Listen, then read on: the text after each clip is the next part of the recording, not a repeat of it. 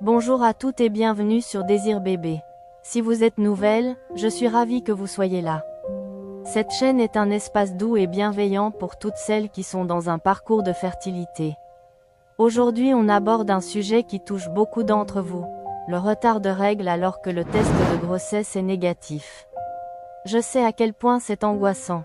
Cette attente, ces questions qui tournent en boucle. Rassurez-vous, vous n'êtes pas seul. On va voir ensemble ce que ça peut signifier et surtout quoi faire concrètement.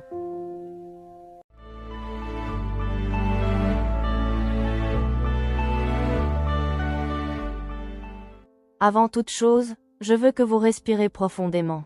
Un retard de règles avec un test négatif est extrêmement courant, surtout quand on essaie de concevoir. Beaucoup de femmes vivent ça tous les mois. Votre cycle n'est pas une machine parfaite. Il peut facilement varier de 5 à 10 jours sans qu'il y ait le moindre problème.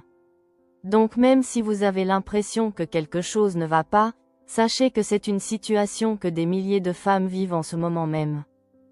Les principales causes possibles. 1. Le stress et l'anxiété. C'est la cause la plus fréquente quand on essaie de tomber enceinte. Quand vous êtes stressé, votre corps produit plus de cortisol, l'hormone du stress.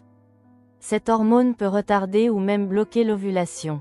Résultat, votre cycle s'allonge et vos règles arrivent en retard.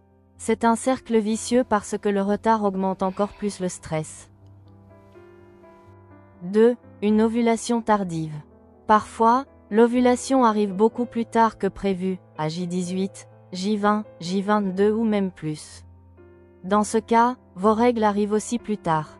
Même si vous avez fait un test tôt, il peut être négatif tout simplement parce que l'implantation n'a pas encore eu lieu. 3. Une phase lutéale courte.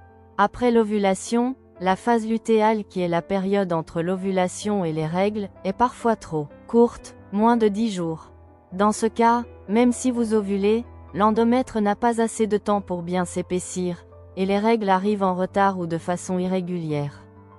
4. Des déséquilibres hormonaux. La thyroïde, un taux de prolactine élevé, un SOPK, syndrome des ovaires polykystiques, ou un déséquilibre entre œstrogène et progestérone, peuvent facilement perturber votre cycle. Ces troubles sont plus fréquents qu'on ne le pense, et expliquent beaucoup de cycles irréguliers. 5. Des changements dans le poids, le sport ou l'alimentation. Une perte ou une prise de poids rapide, un entraînement très intense, ou même un changement important dans votre alimentation peuvent perturber vos hormones et retarder vos règles. 6. Une fatigue extrême et un manque de sommeil. Votre corps a besoin d'énergie pour maintenir un cycle régulier. Quand vous êtes très fatigué ou que vous manquez de sommeil, il priorise d'autres fonctions et peut mettre la reproduction en pause et retarder l'ovulation.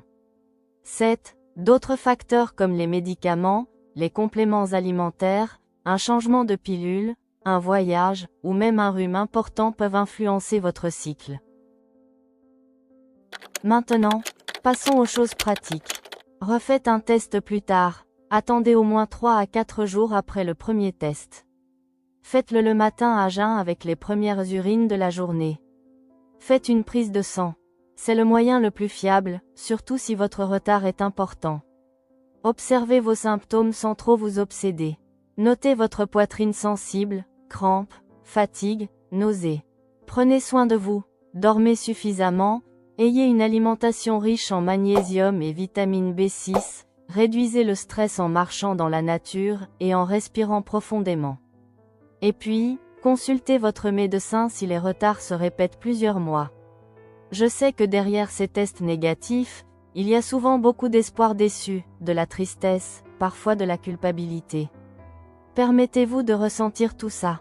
Vous avez le droit d'être fatigué émotionnellement. Vous faites déjà de votre mieux.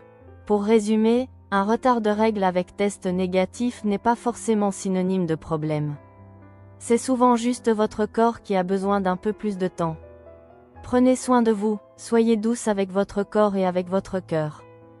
Dites-moi en commentaire, vous êtes à combien de jours de retard en ce moment, et quel est votre plus gros symptôme?